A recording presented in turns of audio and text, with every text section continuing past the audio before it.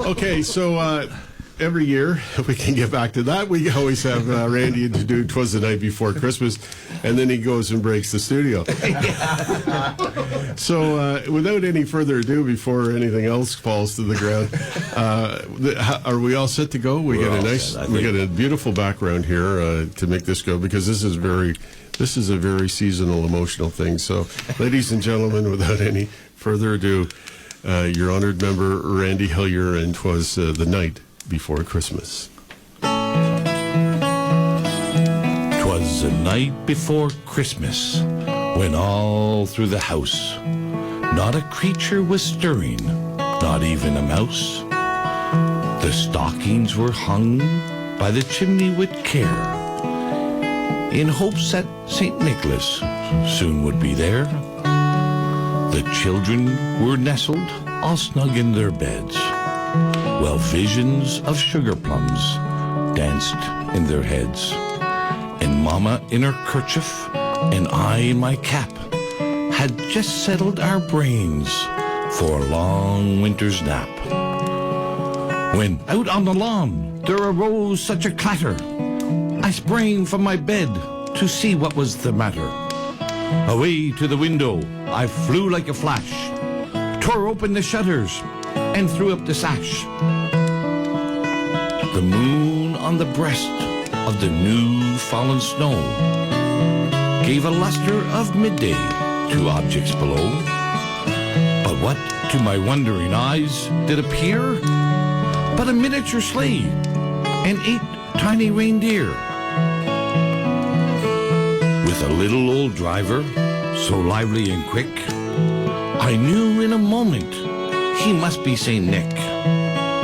More rapid than eagles, his coursers they came, and he whistled, and he shouted, and he called them by name. Now Dasher, now Dancer, now Prancer and Vixen, on Comet, on Cupid, on Donner and Blitzen, to the top of the porch, to the top of the wall. Now dash away, dash away, dash away all. As leaves that before the wild hurricane fly, when they meet with an obstacle, mount to the sky. So up to the housetop the coursers they flew, with the sleigh full of toys, and St. Nicholas too. And then in a twinkling I heard on the roof the prancing and pawing of each little hoof. As I drew in my head and was turning around, down the chimney St. Nicholas came with a bound. He was dressed all in fur, from his head to his foot, and his clothes were all tarnished with ashes and soot. A bundle of toys he had flung on his back, and he looked like a peddler just opening his pack. His eyes, how they twinkled, his dimples, how merry. His cheeks were like roses, his nose like a cherry. His droll little mouth was drawn up like a bow, and the beard on his chin was as white as the snow. The stump of a pipe he held tight in his teeth, and the smoke, it encircled his head like a wreath.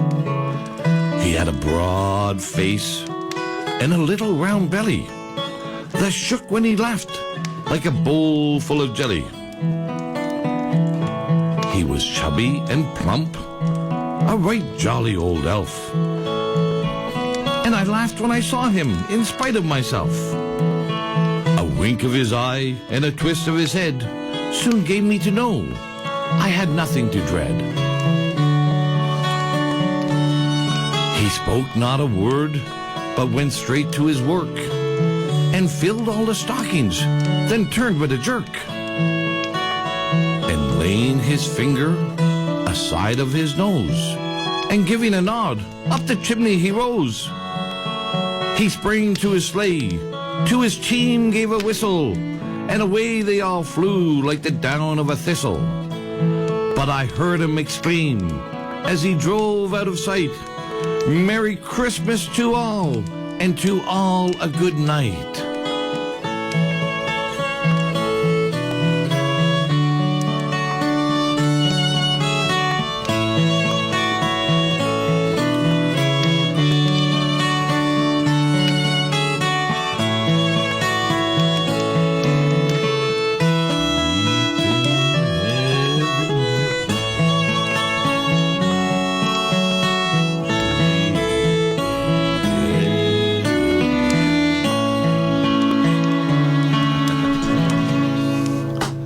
Great tune. Wonderful, wonderful.